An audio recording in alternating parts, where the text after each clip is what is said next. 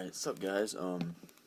Our Fishinator here, and just kind of want to do a brief kind of tips and tactics on how to fish and catch bass on a swim jig. So right here I just got the Pro Tour Baits swim jig in the white.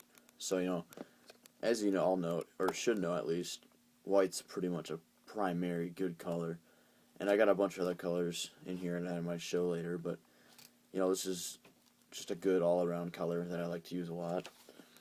And so these jigs are hand tied and got really nice skirts on them, very good weed guards, perfect length on them, sharp hooks, 5/0 must add, and as you can probably might be able to see, you can see the sparkles in the skirt. And basically, what I'm not a very avid swim jig fisherman, but I've fished them before and caught a couple bass on them. But I really think this year I'm going to really get into it because I really got into football head fishing with the football jig, and I'm just going to be using that a lot too. So basically I know some good stuff. I've done some good research on it, so got some good tactics and stuff to help catch more bass. So, well, let's get started.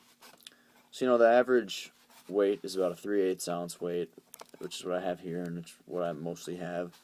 So you can fish this a little bit slower than a 1/2 ounce because it won't sink as fast and it won't get into the grass as easily, and you can pretty much, it's got the slimmer head so you can get it out of there a little easier too. So basically, it depends on what the fish prefer.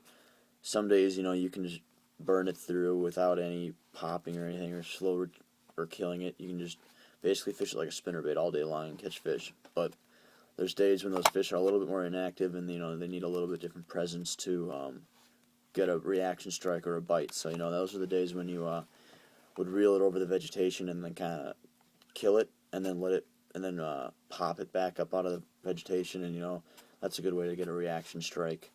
Or you can reel it slower and then just give it a few pops and flare that skirt. And normally you want to have a trailer on here. The trailers that I'm going to plan on using are going to be a 5-inch grub, just the one tail, not a twin tail, just that, and that would be a good presence on it. It's got that little bit bigger profile, but it's kind of got more of a fluttering action, not like a big profile action. It'll fit the jig perfect, 'cause I've seen them. So it'll be a good jig, and you want that extra length, so then you can have that tail coming out and getting its full potential action. So that's a good thing to have.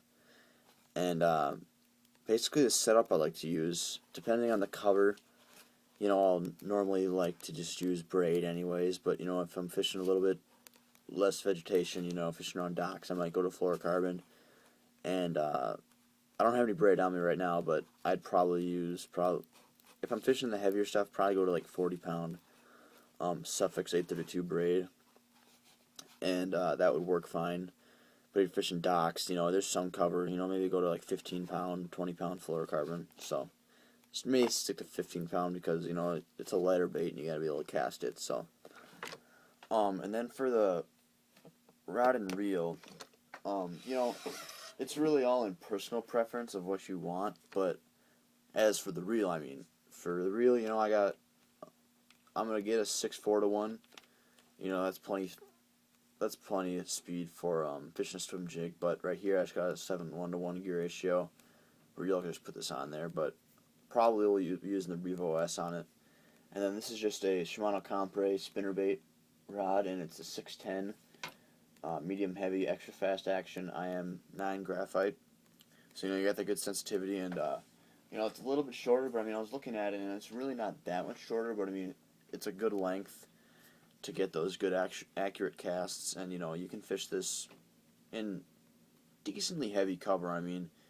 You probably don't want to fish it in super heavy. I'm probably going to get a 7.2 to fish it in the heavier cover, but this is good for fishing just grass and reeds and stuff.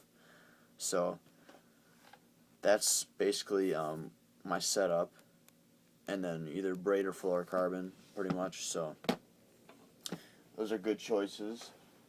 And so basically these are just Pro Tour Baits is I already talked about in another video how we met him at a sportsman show, and really we're trying to get involved with them and get some more of their products, because they got some really quality baits. So I'll show you some more of these other colors, just a couple. I got almost all of their colors, except for the black and blue and June bug and stuff in the black.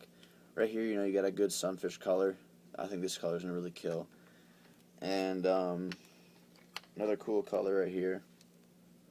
So they just got a huge selection of colors. I mean, they don't have a ton, but they got enough to where it'll fit the bill. You'll get all the natural colors and everything, and you can really dial in on what the fish are feeding on, and then you really start catching them. So, again, just basically where you want to fish them is pretty much the same places where you'll fish a spinnerbait. So, cabbage, reeds, grass.